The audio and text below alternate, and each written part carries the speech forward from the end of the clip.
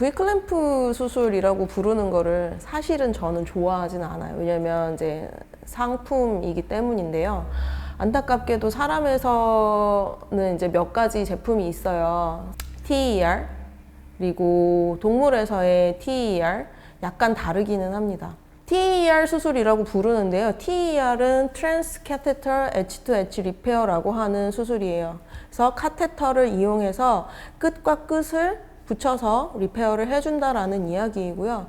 이거를 제가 이제 다른 나라 선생님들께 알릴 때는 without stopping heart beating이죠. 심장이 뛰는 것을 멈추지 않고 심장의 시계를 되돌릴 수 있는 수술이다라고 이야기를 합니다. 그럼 엣지 투 엣지 리페어가 뭔지 알아야 되는데요. 이천판을 리페어하는 여러 가지 방법들이 있어요. 문제가 되는 부분을 잘라내고 봉합을 해서 리페어를 해주고, 그 다음에 커져 있는 이 판막이 붙어 있는 부분을 좀 작게 성형해주고, 그리고 인공 건삭을 달아주고, 이런 것들이 이제 실제 개심 수술을 해서 하는 방법입니다. 그 중에 하나는 엣지 투 엣지 리페어라고 하는 방법이 있었고요. 그거는 가운데 부분, 이천판은 이렇게 판막이 두 조각이에요. 그래서 이천판이죠. 두 조각의 가운데 부분을 서로 고정을 시켜줌으로써 큰 하나의 구멍을 작은 두 개의 구멍으로 만들어주는 거예요. 그렇게 되면 덜 새겠죠. 예전에 보호자님들께는 이해가 쉬우시라고 제가 이천판을 사천판으로 만들어주는 수술이에요 라고 이야기를 한 적도 있는데, 그것보다는 큰 구멍 하나를 두 개의 작은 구멍으로 만들어준다 라고 이해를 하시는 게 좋겠고요. 사람에서는 이 비슷한 시술이 15년 전부터 행해지고 있어요. 누구한테 하냐? 인공판막을 개심해서 달아줄 수 없는 고위험군들에게 실시를 합니다. 그래서 이 클립을 이렇게 생겼어요.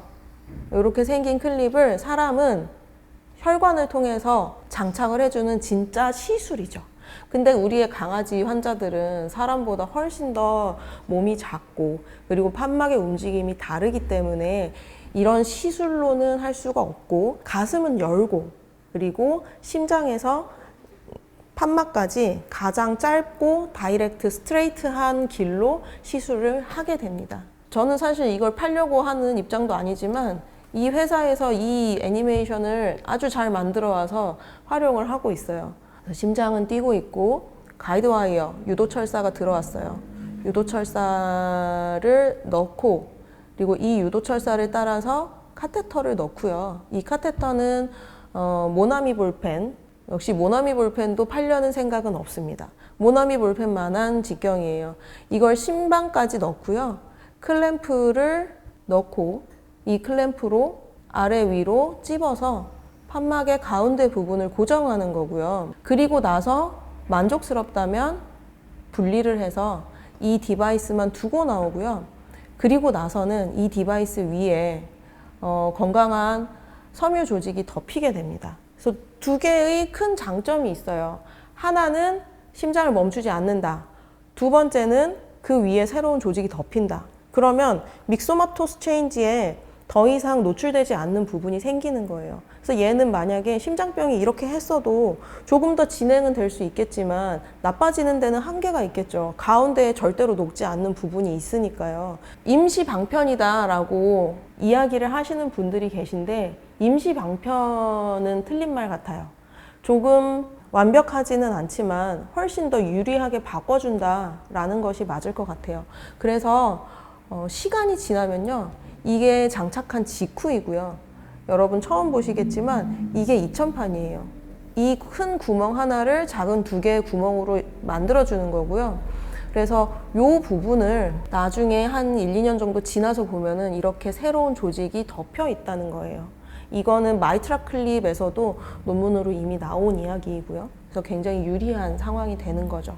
수술을 할 때는 심장은 이제 뛰고 있고요. 카테터를 넣기 전에 미리 펄스 스트링 슈처라고 하는 슈처를 미리 해둡니다. 그래서 마지막에 시술 다 끝나고 카테터를 제거할 때는 저거를 봉합을 해주면서 끝이 나게 되는 거고요. 지금은 이제 유도철사를 넣으려고 하는 장면이고, 피가 좀 나는 것 같기는 하지만 저희가 수술할 때는 항응고제를 써요. 그래서 항응고제가 2시간 정도 일을 합니다. 그렇기 때문에 심장에서 피가 나는 것은 아니고 흉벽에서 약간의 출혈은 있을 수 있습니다만 있습니다만 심장에서 나는 것은 아니에요.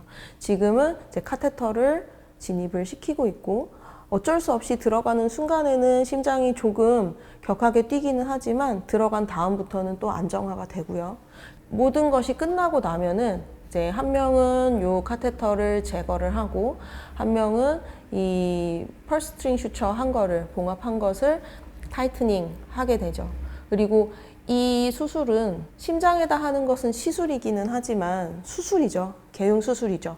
그리고 뛰고 있는 심장에다 하는 것이기 때문에 개용 수술에 익숙한 사람 그리고 뛰고 있는 심장을 잘 다룰 수 있는 서전이 필요합니다. 그래서 이 모든 것이 다 잘 끝나도 마지막 단계에서 문제가 생기면 그 환자를 살리기가 어려울 수 있어요.